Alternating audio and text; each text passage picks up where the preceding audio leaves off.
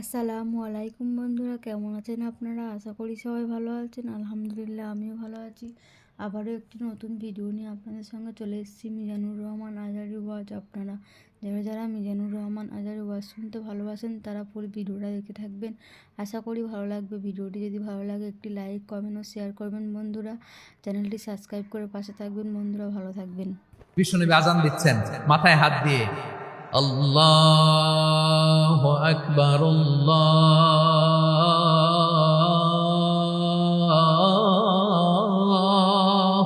আকবার, আল্লাহু আকবার, আল্লাহু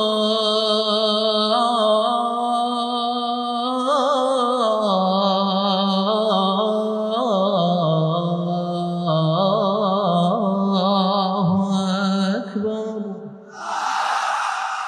أشهد أن لا إله إلا الله।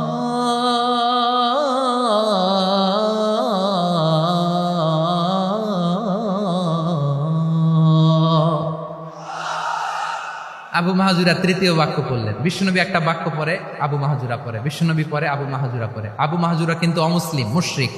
আবু মাহাজুরা বলে, এক একটা বাক্য পড়ি আমার কলিজাটা গলে ঠান্ডা হয়ে যায়। এতদিন মোহাম্মদকে গালি দিতাম, এখন মোহাম্মদ আমার মাথায় যখন হাত রাখছে আমার সারা শরীর ঠান্ডা হয়ে গেছে। বিশ্বনবী আজান শিখাচ্ছেন, একটা একটা বাক্য পড়ে আবু মাহজুরাও পড়ে, বিশ্বনবী পড়ে আবু মাহজুরাও পড়ে। পুরো বাক্যগুলো যখন শেষ, আজান শেষ, আবু মাহজুরাও যখন পুরো আজান করলেন, আবু মাহজুরা বললেন, এতদিন মোহাম্মদের চেহারা দেখলে আমার ঘৃণা লাগতো, আজ থেকে মোহাম্মদের চেহারার চেয়ে প্রিয় চেহারা আমার কাছে নাই। আবু মাহজুরা বললেন, ও মুহাম্মদ, আজানের বাক্য তো আপনি আমারে শেখালেন, এখানেই শেষ করবেন না, আপনি আমারে পড়ায় দেন, লা ইলাহা ইল্লাল্লাহু মুহাম্মাদুর রাসূলুল্লাহ সাল্লাল্লাহু আলাইহি ওয়াসাল্লাম। বিশ্বনবীর সাথে দাঁড়িয়ে উনি শাহাদা পড়ে মুসলমান হয়ে গেলেন।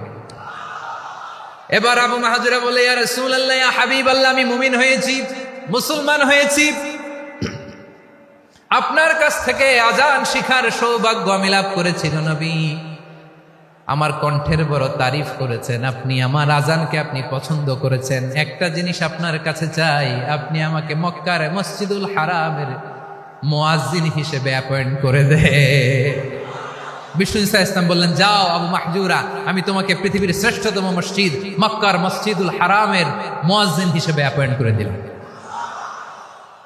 দেখছেন কিভাবে ট্যালেন্ট হান্টিং করতে হয়, কিভাবে হিউম্যান রিসোর্স মানব সম্পদকে ব্যবহার করতে হয়। আসছিল আজানকে ভেঙ্গাইতে, আসছিল কেন? আজানকে ব্যঙ্গ করার জন্য, বিকৃত করার জন্য। আজানকে বিকৃত করতে যে ইসলামের সবচেয়ে শ্রেষ্ঠ মসজিদের মুয়াজ্জিন হয়ে গেল। পড়েন সুবহানাল্লাহ। হযরত আবু মাহজুরা রাদিয়াল্লাহু তাআলা আনহু ওনার এই সুললিত কণ্ঠ ব্যবহার করে মসজিদুল হারামে এত সুন্দর করে আল্লাহু আকবার বলে আজান দিতেন। মানুষগুলোর, মুসল্লিগুলোর, মক্কাবাসীর হৃদয়কে তিনি বিগলিত করে দিতেন, মানুষের হৃদয়কে ঠান্ডা হয়ে যেত। শুধু এখানেই শেষ না আমার যশোরের ভাইয়েরা। বিশ্বনবী যখন সাইয়েদনা আবু মাহজুরা রাদিয়াল্লাহু তাআলা আনহুকে আজান শিখাচ্ছিলেন, বলেন তো বিশ্বনবীর হাতটা কোথায় ছিল? আবু মাহজুরার মাথার সামনে, এই চুলের উপরে ছিল। আবু মাহজুরা ওই স্মৃতিটাকে ধারণ করবার জন্য, ওই স্মৃতিকে বহন করার জন্য বিশ্বনবীর মোবারক হাত আবু মাহজুরার কপালের চুলের যেই জায়গায় লেগেছে, মৃত্যুর আগের দিন পর্যন্ত আবু মাহজুরা মাথার ওই চুলে কোনোদিন ছুরি আর কামার লাগায় নাই, সেখানে কেচি লাগায় নাই, চুলের মধ্যে খুর লাগায় নাই। আবু মাহজুরা ডান দিকের চুল কাটতো, বাম দিকের চুল কাটতো, পেছনের চুল কাটতো, সামনের চুল কাটতো না। আবু মাহজুরা রাদিয়াল্লাহু তাআলা আনহুর সামনের চুলগুলো বড় হতে হতে যখন এত বড় হয়ে যায়, তিনি চুলগুলো পেঁচিয়ে মাথার মধ্যে রাখতেন, তারপরে তিনি পাগড়ি পরতেন। সবাই জিজ্ঞেস করতো, আবু মাহজুরা, এটা আবার কেমন স্টাইল? দেখতে তোমারে কি বিদঘুটে লাগে? কেমন অড লাগে, কেমন খারাপ দেখা যায়। মক্কায় এমন কোন মানুষ তো দেখি নাই, ডানে চুল কাটে, বায়ে চুল কাটে, পেছনে চুল কাটে, সামনে কাটে না। ওরে আবু মাহজুরা, কেমন দেখা যায় তোমারে, তুমি সামনের চুল কাটো না কেন? আবু মাহাজুরা বলে, আমি হাঁটু গেড়ে পেয়ারা নবীর সামনে বসেছিলাম, আমার এই মাথার চুলের মধ্যে মুবারক হাত লাগিয়ে বিশ্বনবী নিজে আমাকে আজানের প্রতিটা বাক্য শিক্ষা দিয়েছেন। বিশ্বনবীর মোবারক হাত, পবিত্র হাত আমার মাথার চুলের যেই জায়গায় লেগেছে, আমি চাই ওই চুলগুলা নিয়ে আমি আমার কবরের ভিতরে যাব। সাইয়েদনা আবু মাহজুরা রাদিয়াল্লাহু তাআলা আনহু ইন্তেকালের আগের পর্যন্ত মাথার সামনের চুলগুলা কাটে নাই। মাথার সামনের চুল তিনি কাটেন নাই। সুবহানাল্লাহ বিহামদি।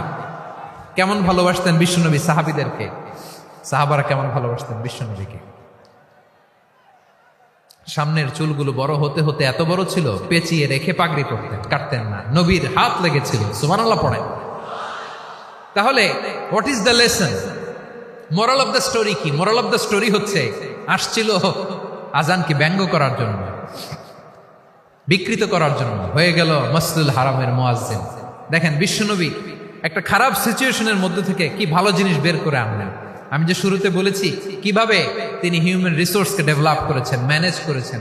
তিনি যে চৌকস ট্যালেন্ট হান্টার ছিল, দেখেন সবার মধ্যে থেকে এর বাছাই করে মুয়াজ্জিন বানাই দিয়েছেন। সুবহানাল্লাহ পড়েন। তার মানে এই না সবাইরে ধরে ধরে উনি মুয়াজ্জিন বানাইছেন। যার যেই ট্যালেন্ট আছে তাকে ওই কাজে অ্যাসাইন করেছেন। যার যেই প্রতিভা আছে তার প্রতিভাকে ইসলামের কাজে লাগিয়েছেন। সুবহানাল্লাহ পড়েন। যায়েদ বিন সাবিত রাদিয়াল্লাহু তাআলা আনহু নাম শুনেছেন? যশোর কথা বেরোয় না। যদি জিজ্ঞাসা সালমান খানের নাম শুনছেন, সবাই হাত তুলবে, জি হুজুর শুনছি, মানে সব দেখা শেষ। সালমান খান, আমির খান, অমুক খান, সব খান মুখস্থ, কিন্তু যায়েদ বিন সাবিতের নাম মুখস্থ নাই মুসলমানদের। যেই সাহাবী মাথার সামনের চুল কাটে নাই, মসজিদুল হারামের মুয়াজ্জিন বানাইছেন বিশ্বনবী, সাহাবীর নাম কি? খায়া ফেলাইছে, স্লোগানের সাথে খায়া ফেলাইছে। আবু মাহজুরা। কি নাম? আবু মাহজুরা আল জুমাহি রাদিয়াল্লাহু তাআলা আনহু। এই নামটা আজকে নিয়ে যাইতে হবে যশোর।